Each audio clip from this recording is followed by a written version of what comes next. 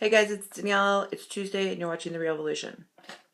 This week we're talking about fatties in fiction, and more specifically, how we feel about the average, thin, uh, stereotypical, attractive person falling for a fat person. Even more specifically, how we feel about the thin person saving the fat person through their love and helping them learn to love themselves or accept that a thin person could love them. Or I don't want to keep saying stereotypically attractive, so I'm just going to say attractive, even though attractive doesn't only mean thin, which I know you know, but I just want to clarify.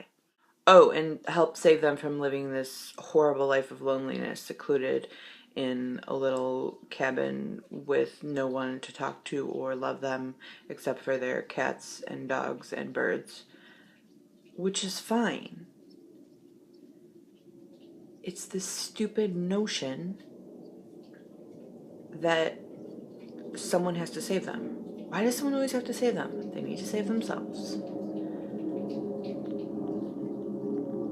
My initial response. I understand the points of these storylines, because there's been points in my life where I appreciated them before I started my journey of self-acceptance and body acceptance. One of the first movies that comes to mind that was important to me and made me feel good was The Truth About Cats and Dogs with Janine Garofalo. I love that movie. But even then when I was watching it, I didn't understand. I mean, I understand because we all have our own insecurities. So regardless of how we actually look, we see ourselves because we're comparing ourselves to these attractive, beautiful people, whatever. Sorry, I'm spitting everywhere. But the whole time I'm looking and I think Janine Garofalo is gorgeous. Like I just think she's a very beautiful person. And so it was hard for me to believe, especially because like with Uma Thurman, see, it all comes down into our own tastes, right? But I would have chosen Garofalo over Thurman any day. And so I didn't get it, but I related to it so much and it made me feel good. So the point of the stories is, I think, to give hope give hope to fat people that someone will like you.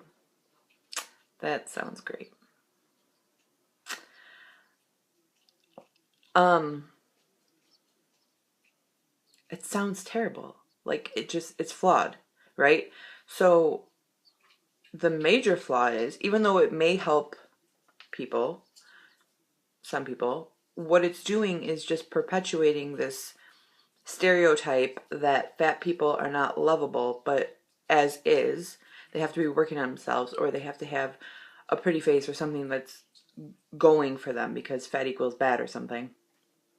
Um, and it. Ugh. So ultimately, what it's doing is making viewers continue to believe that it's not possible for them to find love sans weight and body issues, right? That's something that's got to be talked about. Like, we have to put it out there that we're fat. And this is true. Even when I'm talking to Jen, like when we're filling out dating websites and stuff, she makes sure to let them know, hey, I'm fat. The fact that people have to do that as a respect to, I don't even think it's necessarily out of respect, but we feel like we have to do that to warn them because God forbid two people just, hang out and you see them and you're like, oh, you're fat. Why didn't you tell me? You should have told me that you were fat because I'm really not into fat people. I don't know. I'm going off on a tangent. I think that what we need is love stories with people who are not just white, able-bodied, skinny, thin, whatever, and attractive in the love story, And in the midst of the love story, we need to not talk about how, oh, we're not any of those things and how lucky we are that we have this love story. You know what I mean? Like, just a regular freaking love story. And it has to be mainstream. So, 2 books that I want to share. One is The Fat Girl's Guide to Life by Wendy Shankner. This is a great book. I haven't read it in a long time, so I don't want to say what it's totally about, but it's kind of like, I think I would describe it as an anthem, or I think it's under like the self-help memoir category, because it's about Wendy Shankner's experience and her views, like she's putting it out there. But it helped me a lot to accept myself, that hey, it's okay to be fat and you're gonna be fine. Basically, to embrace yourself. So it's a great book. I recommend.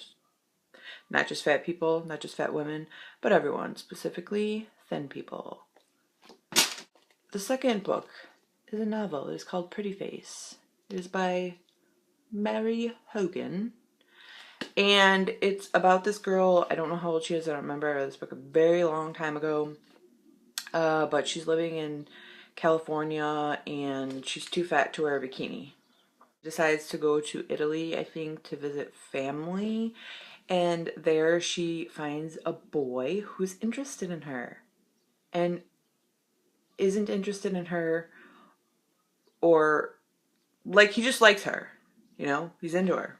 Her fatness isn't an issue. Because of this, she builds confidence and she starts to realize, like, hey, the world is a big place. There's people out there who like people like me, and it's okay, and it helps her. And I think she comes back home and she's like this great transformed person. I don't know. But the title is called Pretty Face, clearly because everyone in her life is saying, hey, you're so beautiful, but you're so fat, so you should lose weight and then you'll be perfect. That's a common thread, common story. I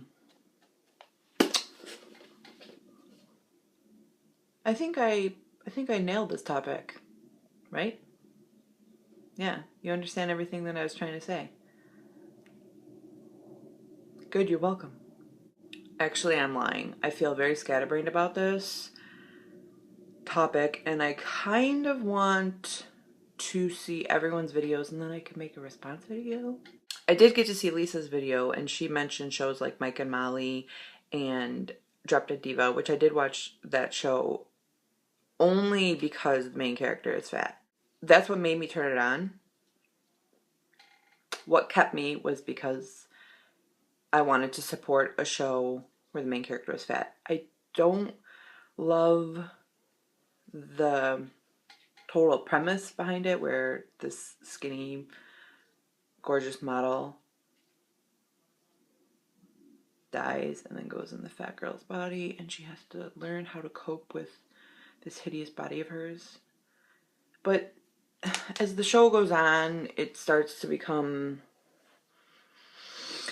more just about life. Like, she becomes less of that person and she starts becoming more this new person, right? So maybe it was just what they had to do as an end to ease people into having a fat character. Does that make sense? I don't know. I like Mike and Molly. I'm pretty much going to watch shows or movies to support fat leads because we need more, and for it to be normal. I don't think I gave this topic justice. So I'm going to leave it at that. Possibly I'll make a response later after I see everybody else's videos, because it's a topic I really love to talk about. Anyways, I hope you guys have an excellent week, and maybe I will see you later this week. Bye!